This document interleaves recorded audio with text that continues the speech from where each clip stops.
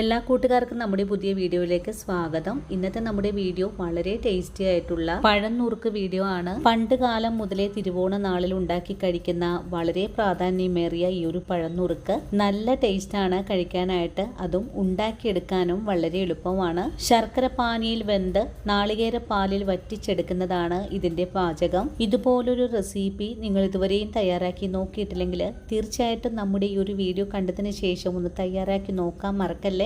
അതുപോലെ വീഡിയോ കാണുമ്പോൾ നിങ്ങൾക്ക് ഇഷ്ടപ്പെടുവാണെങ്കിൽ തീർച്ചയായിട്ടും നിങ്ങളുടെ വിലയേറിയ ലൈക്കുകൾ തരാനും വീഡിയോ മറ്റുള്ള കൂട്ടുകാരിലേക്കൊന്ന് ഷെയർ ചെയ്ത് കൊടുക്കാനും മറക്കല്ലേ. അപ്പോൾ ഉടൻ തന്നെ നമുക്ക് നമ്മുടെ വീഡിയോ കാണാൻ പോകാം. ഇനി നമുക്ക് പഴം നുറുക്ക് തയ്യാറാക്കാൻ തുടങ്ങാം. ഇതിനായിട്ട് ഞാനിവിടെ 3 പഴമാണ് എടുത്തിട്ടുള്ളത്. 3 ഏത്തപ്പഴം. ഇതധികം പഴുക്കാത്ത പഴമാണ് നമുക്ക് ഈ ഒരു പഴം നുറുക്ക് തയ്യാറാക്കി എടുക്കാനായിട്ട് ആവശ്യമായിട്ടുള്ളത്. ഇനി നമുക്ക് പഴം ഒന്ന് കട്ട് ചെയ്തെടുക്കാം. നമുക്കിതുപോലെ 3 ഭാഗങ്ങളായിട്ടാണ് മാറ്റേണ്ടത്. അങ്ങനെ 3 പഴവും ഞാനിവിടെ കട്ട് ചെയ്തെടുത്തിട്ടുണ്ട്. ഇനി നമുക്ക് ഈ പഴം ഒന്ന് വേവിച്ചെടുക്കാം. ഇതിലേക്ക് 1/2 ഗ്ലാസ് വെള്ളം കൂടെ ഒഴിച്ചു കൊടുക്കാം. ഇനി പഴം ഒന്ന് വെന്ത് വരണം. അതിനായിട്ട് നമുക്കൊന്ന് മൂടി വെച്ച് കൊടുക്കാം. അങ്ങനെ നമ്മുടെ പഴം ഇപ്പോൾ ഇവിടെ തിളച്ച് തുടങ്ങിയിട്ടുണ്ട്. പഴം തിളച്ച് കഴിഞ്ഞാൽ നമുക്കിതൊന്ന് ഇളക്കി കൊടുക്കാം. തിരിച്ചും മറിച്ചൊക്കെ ഇട്ട് കൊടുത്ത് തന്നെ പഴം നമുക്കൊന്ന് വേവിച്ചെടുക്കാം. തിളച്ചുകൊണ്ടിരിക്കുന്ന പഴത്തിലേക്ക് 1 സ്പൂൺ അളവിൽ നെയ്യ് കൂടെ ചേർക്കാം.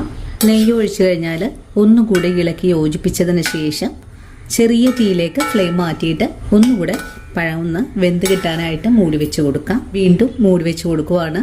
ഇപ്പോൾ നമ്മുടെ പഴം ഒരു 1/4 ഭാഗത്തോളം വെന്ത് വന്നിട്ടുണ്ട്. ഒന്നും കൂടെ ഇളക്കി യോജിപ്പിച്ച് കൊടുക്കാം. ഇനി ഇതിലേക്ക് മധുരത്തിനുള്ള ശർക്കര പാനി കൂടെ ചേർക്കാം.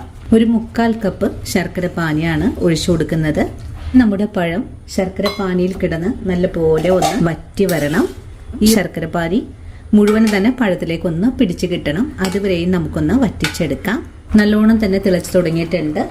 ഇനി ഫ്ലെയിം സിമ്മിലേക്ക് വെച്ച് കൊടുത്തിട്ട് ചെറിയ തീയിൽ തന്നെ കിടന്ന് ഈ ഒരു പഴമെല്ലാം ശർക്കര പാനിയിലേക്ക് ഒന്ന് വറ്റിക്കിട്ടണം. മധുരമൊക്കെ നിങ്ങളുടെ ഇഷ്ടത്തിനനുസരിച്ച് ചേർക്കാവുന്നതാണ്. ഞാനിപ്പോൾ വളരെ കുറഞ്ഞ അളവിലാണ് മധുരം ചേർത്തിട്ടുള്ളത്. തിളച്ചുകൊണ്ടിരിക്കുന്ന പഴം നമുക്കൊന്ന് മറിച്ചൊക്കെ ഇട്ട് കൊടുക്കാം.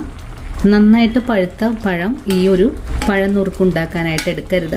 പകുതി പഴുപ്പായത് മാത്രമാണ് എടുക്കുന്നത്. അപ്പോഴാണ് നമുക്കത് പെർഫെക്റ്റ് ആയിട്ട് തന്നെ ഉണ്ടാക്കിയെടുക്കാൻ സാധിക്കുന്നത്. ഇതിലൊന്നും പിടിക്കാതിരിക്കാനായിട്ട് ഇടയ്ക്കിടയ്ക്ക് ഇളക്കി വേണം നമുക്കിതൊന്ന് വേവിച്ചെടുക്കാനായിട്ടും. ഇടയ്ക്കിടയ്ക്ക് നമുക്ക് മൂടി തുറന്നിട്ട് പഴം ഒന്ന് അടിച്ചേർത്ത് ഇളക്കി കൊടുക്കണം. തിരിച്ചും മറിച്ചൊക്കെ ഇട്ട് കൊടുത്തിട്ട് വേണം നമുക്ക് ശർക്കര പാനി ഒന്ന് വറ്റിച്ചെടുക്കാനായിട്ടും. അങ്ങനെ ഒരു 2 മിനിറ്റ് നേരം കൂടെ മൂടി വെച്ചിട്ടുണ്ടായിരുന്നു. മൂടി തുറന്ന് നമുക്കൊന്നും കൂടെ അടിച്ചേർത്ത് ഇളക്കി കൊടുക്കാം. ഇപ്പോൾ കാണാലോ ശർക്കര പാനി മുഴുവനും തന്നെ നമ്മുടെ പഴത്തിലേക്ക് പിടിച്ചു കിട്ടിയിട്ടുണ്ട്. ഈ ഒരു പാകമായാൽ പിന്നെ നമുക്കിതിലേക്ക് തേങ്ങാപ്പാലാണ് ഒഴിച്ചു കൊടുക്കേണ്ടത്. 1 കപ്പ് തേങ്ങാപ്പാൽ ഒഴിച്ചു കൊടുക്കുവാണ്. ഇനി തേങ്ങാപ്പാലിൽ കിടന്ന് വീണ്ടും ഈ ഒരു പഴം നല്ല പോലെ തിളച്ചൊന്ന് വറ്റിക്കിട്ടണം. അതുവരെയും നമുക്കൊന്നുകൂടെ ഈ പഴത്തിനെ ഒന്ന് വേവിച്ച് വറ്റിച്ചെടുക്കാം. അപ്പോൾ നമ്മുടെ തേങ്ങാപ്പാൽ തിളച്ച് തുടങ്ങിയിട്ടുണ്ട്. ഈ ഒരു സമയം തന്നെ 1 സ്പൂൺ അളവിൽ ഏലക്കയും ചുക്കും കൂടെ ചേർത്ത് പൊടിച്ച പൊടിയാണ് ചേർത്തിട്ടുള്ളത്. ഒന്നും കൂടെ ഇളക്കി യോജിപ്പിച്ച് കൊടുക്കാം. ഇനി ചെറിയ തീയിലേക്ക് മാറ്റിയിട്ട് പഴം ഒന്നുകൂടെ വേവിച്ചെടുക്കാം. ഈ ഒരു സമയത്ത് നമുക്കിതിലേക്ക് ഒരു നുള്ളു ഉപ്പും കൂടി ചേർത്ത് കൊടുക്കണം. വീണ്ടും ഫ്ലെയിം സിമ്മിലേക്ക് മാറ്റിയതിന് ശേഷം മൂടി വെച്ച് തന്നെ നമുക്ക് വേവിച്ചെടുക്കാം. തേങ്ങാപ്പാലിൽ കിടന്ന് പഴം വേവാൻ തുടങ്ങിയിട്ട് ഒരു 2 മിനിറ്റും കൂടി ആയിട്ടുണ്ട്. വീണ്ടും ഒന്ന് ഇളക്കി യോജിപ്പിച്ച് കൊടുക്കണം. അങ്ങനെ നമ്മുടെ പഴം നുറുക്ക് തേങ്ങാപ്പാലിൽ കിടന്ന് ഇതുപോലെ ഒന്ന് വറ്റി വന്നിട്ടുണ്ട്. ഒന്നും കൂടെ വറ്റിയ പാകത്തിലേക്ക് ആയിക്കഴിഞ്ഞാൽ നമുക്കിത് ഫ്ലെയിം ഓഫ് ചെയ്ത് കൊടുക്കാവുന്നതാണ്. ഒന്നും കൂടെ വറ്റിയ പാകത്തിലേക്ക് ആയി കിട്ടണം. ഈ സമയത്ത് നമുക്ക് ഈ പഴത്തിലേക്ക് 1 ടീസ്പൂൺ അളവിൽ കൂടെ നെയ്യ് ഒഴിച്ചു കൊടുക്കാം. നെയ്യും കൂടെ ചേർത്ത് കഴിഞ്ഞാൽ നമുക്ക് ഒന്നുകൂടെ ഇളക്കി യോജിപ്പിച്ച് കൊടുക്കാം. അങ്ങനെ നമ്മുടെ പഴനുറുക്ക് ഇവിടെ പാകമായി വന്നിട്ടുണ്ട്. നാളികേരപ്പാൽ എല്ലാം നല്ല പോലെ വറ്റി നല്ല കുറുകിയ പാകത്തിലേക്കായി വന്നിട്ടുണ്ട്. ഇതുപോലൊരു പരുവമാണ് നമുക്ക് ആവശ്യമായിട്ടുള്ളത്. ഇതുപോലെ ആയി വരുമ്പോൾ നമുക്ക് ഫ്ലെയിം അങ്ങ് ഓഫ് ചെയ്ത് കൊടുക്കാവുന്നതാണ്. അപ്പോൾ ഇന്നത്തെ നമ്മുടെ വീഡിയോയും ഇത്രയേ ഉള്ളൂ കൂട്ടുകാരെ. ഈ ഒരു വീഡിയോയും കണ്ടിട്ട് തിരുവോണ ദിവസം എല്ലാവരും ഇതുപോലൊരു പഴനുറുക്ക് ഉണ്ടാക്കി നോക്കണം. ഇനിയിപ്പോൾ ആദ്യമായിട്ട് നമ്മുടെ വീഡിയോസ് കാണുന്ന കൂട്ടുകാർ ആരെങ്കിലും ഉണ്ടെങ്കിൽ നമ്മുടെ പേജ് ഫോളോ ചെയ്ത് നമ്മുടെ ഫാമിലിയിൽ മെമ്പറാകാനും മറക്കല്ലേ. അപ്പോൾ ഇനിയും നല്ലൊരു വീഡിയോ ആയിട്ട് നാളെ കാണാം.